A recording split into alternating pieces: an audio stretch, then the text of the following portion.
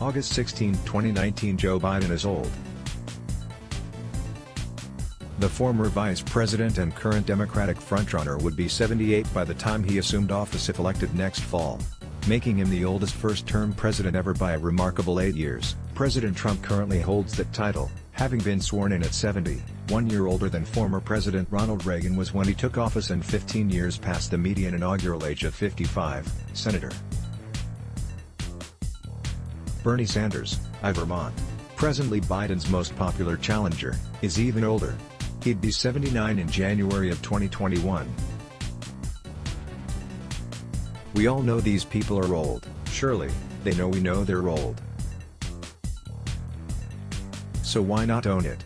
I think, voters are gonna judge me on my vitality, Biden said on CBS last year. I still run up the steps of Air Force 2? Am I still in good shape? Do I have all my faculties? Am I energetic? I think it's totally legitimate people ask those questions. Sanders likewise conceded to Politico that his age is part of a discussion, but it has to be part of an overall view of what somebody is and what somebody has accomplished, as well as the overall health and well-being of the individual. Superficially those statements seem similar, but consider them, and each man's public handling of his age, more closely and a gap appears. Sanders acknowledged his age and health but quickly pivoted to accomplishments and character. Though his remarks to Politico were too brief to be the final word on this issue, they are basically an honest and reasonable approach. There's no denial of the reality we can all see, and there's a more substantive engagement with the advantages of age, a difficult topic to broach in our youth-obsessed culture. Sanders' comment opens the door to the talk we should be having about age in the presidency, which is a frank evaluation of its merits and risks alike. On the plus side, an older candidate has likely been longer in the public eye. We have much more data for evaluating Sanders than, say, 37-year-old South Bend, Indiana, Mayor Pete Buttigieg. That's no slam on Buttigieg, it's just the truth. With advanced age we also get a more permanent development of a politician's character and worldview. Conversions are relatively unlikely for those in their 40s, but by 70 they are vanishingly rare. Trump, for instance, very clearly is who he is, and age can bring wisdom, too, though it's not guaranteed. Trump, again, is who he is. But the liability in electing a septuagenarian is real. Mental decline, to say nothing of cultural disconnect, is more than possible. Even in good health, a 76-year-old will not have the physical stamina of a 37-year-old. Personally, that strikes me as a good thing. I'm always all for the president doing less. Still, we can imagine emergency situations in which voters might prefer more vitality. Right response to that worry is an open discussion of what practical measures an old president's White House would put in place to ensure the duties of the office are fulfilled.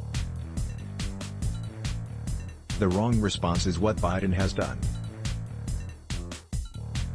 Let's go back to what he said on CBS. Can I still run up the steps of Air Force 2? Am I still in good shape? Do I have all my faculties? Am I energetic? For the most part, these are indeed legitimate questions, but a 76-year-old like Biden need not answer them all with a resounding yes. He could answer no to the steps, not like I used to being in good shape, with a good night's sleep to having his faculties, and when necessary to being energetic. And that would be entirely okay, because he's old, and the attraction of an old candidate is not physical vigor. This is not what Biden has done. He has instead created a bizarre simulacrum of endless, well, not youth, but certainly a long-gone upper middle age. The combined effect of the tan, the teeth, the hair, and maybe Botox and fillers, if not a facelift, is on the verge of unsettling. We all know Biden is old, but he seems determined to avoid reminding us. Rather than admitting his vitality is, quite naturally, on the way, Biden is trying to prove he can keep up with rivals young enough to be his children or even grandchildren. This week, however, The Hill reports Biden allies have been floating the idea of altering the former vice president's schedule in an effort to reduce the gaffes he has made, because their candidate tends to make the blunders late in the day when he is tired. This is a good idea, and one Biden should embrace openly. Admit he needs to relax in the evening. Acknowledge that most 76-year-olds are having dinner at 5 p.m. Not rolling into their third campaign stop in 8 hours. Use the schedule change to talk about what voters can realistically expect if they choose the oldest president in U.S. history. Running against the perpetually sleep-deprived Trump, maybe use it to talk about how a good sleep schedule helps avoid the mental decline old age can bring. For candidates nearing 80, the best way to convince voters they're not too old is to own their oldness. Let's block ads. Why?